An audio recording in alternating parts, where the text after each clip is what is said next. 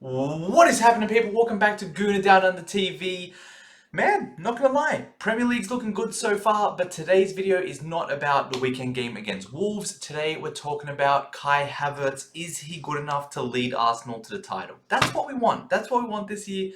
Really, it's either the Champions League or the Premier League. We need one of those big honours, man. Mikel Arteta's transformed this team. He's done so much, but we need to cap it off with one of those two trophies. Otherwise, unfortunately, it's just not going to mean as much. Last 2 years we've been challenging. Last year more than the year previous. And we feel like this might be the year. People have question marks over the team, question marks over what's been happening in the transfer window. I'm not going to lie, I'm right there with you. I wish there was a little bit more this transfer window, like we all do. I think we've only got Calafiori in. Mikel Moreno has been in advanced talks since we're in the USA. I have no idea when that's getting done. Surely, though, surely. I feel like Tottenham signed 2 random players out of nowhere since. Chelsea signed 17 players since. Why can we not wrap up a deal for a midfielder who's 27, 1 year left on his contract, plays for Real Sociedad, isn't a £100 million signing? It's probably going to be, 27 to 35, and we still can't get it done. Anyway, that's not what today's about. Talking about the transfer window, it looks like we're not going to be bringing in a striker. There's some reports coming out of that, and just the way it's going, it doesn't look like it's getting there. We know Arsenal takes a really long time to sort of, dive into these rumours and then go into talks and then advanced talks. If we're bringing in a big striker, I feel like, honestly, it's far too late. I can't see us doing a Fabio Vieira last minute shock signing for, like a Gyökeres, as much as I love Gyökeres. Not going to sit here and say I've seen him that much, but from what I've seen, some comps as well, which you don't want to over rely on, he does look like a pretty perfect striker. But I just don't think we're going to be bringing anyone in. To be honest, I would have loved someone to come in to really push Havertz and Jesus, although we know at some point Jesus might break down with an injury or just go in some absolute lumps of form. Lumps of form? You know what I mean. So I don't want to over rely on Jesus. I think someone coming in to sort of challenge Havertz, potentially take that starting spot. Or if Kai Havertz is continually fine, keep it in. Have someone come off the bench to change games if we need. I think that's definitely what we need. It just doesn't look likely. So today's analysing Kai Havertz. Is he good enough to lead Arsenal to the title, to the Champions League? We're going to get into all of that. Before we do, please make sure to like and subscribe. It really does help out the channel. And with that being said, we've got to get into our first little bit of stats. Kai Havertz. Not gonna lie, I was thinking about making this video this morning. I saw this apparently come up on Sky and it did all the work for me. Talking about Kai Havertz numbers since moving to striker. 14 games, 17 GNA, 9 goals, 8 assists, and look, 7.46 expected goals. So he's more clinical than the XG's showing. And I think that's a really pivotal one. A lot of people, of course, we saw that horrible miss with his right foot against Wolves. They sort of, dramatized that a little bit more than it is. Yes, it was a bad miss, but for the most part, I think, especially since he's been at Arsenal, since he's moved to that striker spot, more importantly, he's been quite clinical. Can't remember too many misses where he should have made it or he should have scored that he didn't quite. Yes, maybe there was some half chances here and there, but for the most part, he's grabbing goals, man. 9 goals in 14 games. That's above 1 in 2, by far above 1 in 2. 17 GNA, more than 1 contribution per game. I think that's, look, I'm not saying Kai Havertz is world class. I'm not saying he is. To be honest, I really like him. I'm a massive fan. You've probably seen on this channel if you're an OG. If you're new, go back. I've been defending him pretty much the whole time.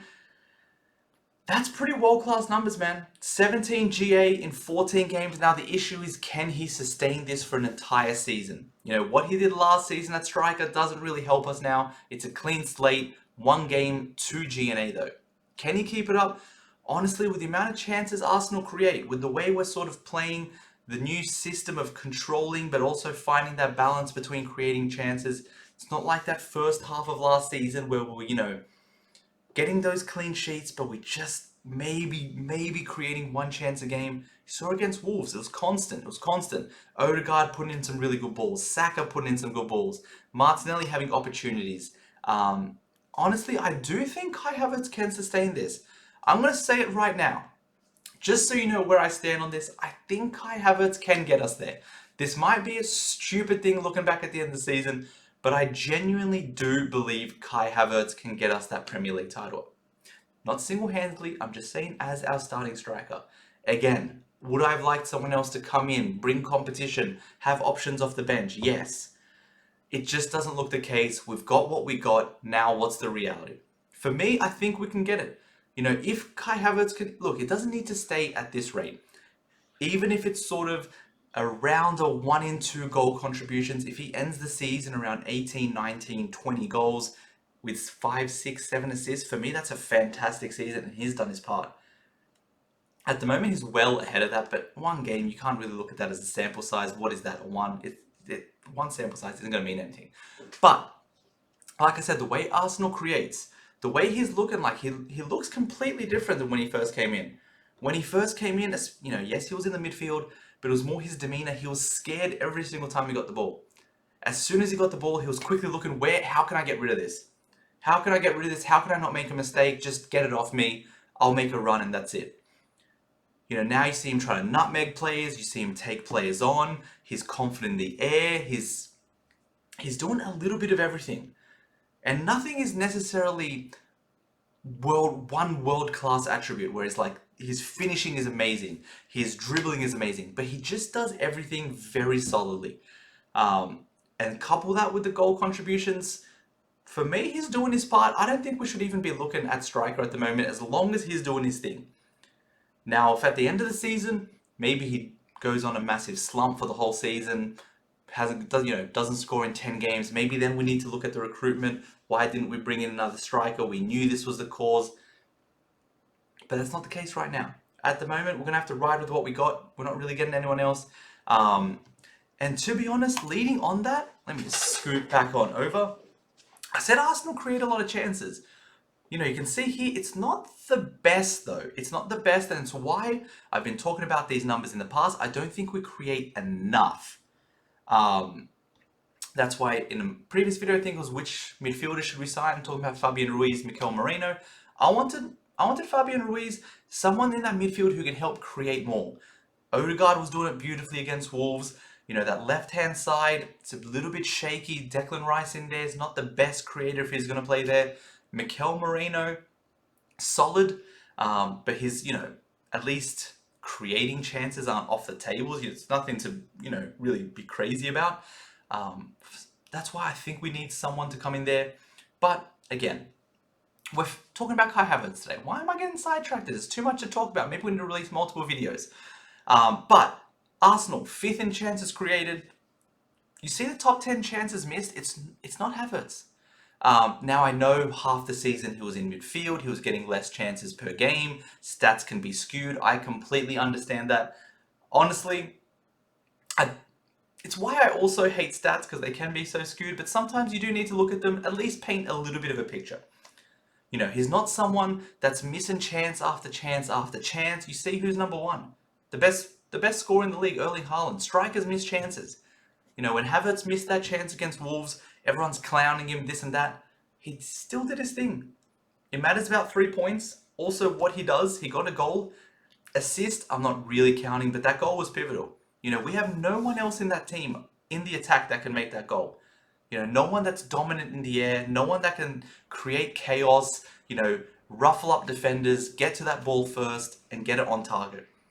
How many times have we seen Jesus miss headers wide? Saka miss headers wide. Martinelli. You know, if he can really unlock this, especially with that Saka-Havertz combination, maybe they can do it over and over, that one sort of move where they're just integrating, the chemistry's there. I feel like that could get us 5, 6, maybe 7 goals in the season. I think that's definitely something to look out for in terms of his overall G and A as well. But look, for me, what Arsenal really need to focus on is not that striker. I think we need to create more chances, especially if we want to win the league. Look where City are, 97 chances created in terms of big chances. We're at 87. We really need to push those limits. Last season, we scored the most goals in our history. Everyone's talking about a striker that we need. We did it without even creating the most chances. we were very clinical when you think about it. You know, I know a lot of people talk about all these big chances created. For me, a lot of time they're half chances. You know, they're chances where maybe if we made the better option, maybe if Martinelli cut it back instead of trying to go one-on-one and losing the ball, maybe if Saka cut it back, you know, maybe if Odegaard played this pass, we had his 3-on-2, it didn't, you know, eventuate into anything. But for me, we don't really create that many clear-cut chances one-on-one. You see other teams play, it happens 5, 6, 7 times a game. For us, maybe we get 1 or 2 and we're burying them. For me, I think we'll get into maybe what I think our biggest need is, but I think we need someone in that midfield, come in, create. Hopefully Mikel Merino can at least balance that, maybe bring in a little bit of that more creativity compared to Declan Rice while still keeping some, you know, solidity. I think definitely in the air he'll help us. Maybe similar runs to Havertz was making last season from midfield. You know, dash in, last man in the box, get his head on it, goal. He can do that. But I think, you know, we need to create more chances, man. We need to create more chances. And if we're looking at an attacker that we really need to, you know, prioritize on to help us win, for me it's not striker. For me it's that left wing position. You know, Saka, we know he's going to do his thing. Havertz, at least the form he's in, he's more than capable. He's looking good. He's filling the part. He's doing that little bit of everything. Left wing is where we really need that contribution. Trossard got a lot of goals last season. I don't like relying on him game after game after game. I think it's a recipe to drop points. You know, if he's not scoring, for me, he's completely anonymous all game. Doesn't have the pace. You know, finds it a bit difficult to beat defenders unless if he already had the space. Maybe his, you know, dribbling and tight control can do it. But he just doesn't impact the game enough for me. Martinelli looks good at times. You know, he's fast, can attack, but his decision making is poor. You know, he hasn't really been able to get on the end of things. His shot making, his passes, it just doesn't look like what he did a couple seasons ago. For me, I think if we were to make one last recruitment push, and especially if it's a bigger type signing, I reckon we go left wing. Now again, I honestly don't even expect it. I think we get Moreno, maybe Nketiah leaves, Ramsdale leaves, we bring up a backup goalkeeper, and maybe we bring someone on loan, but I'm really not convinced by this transfer window.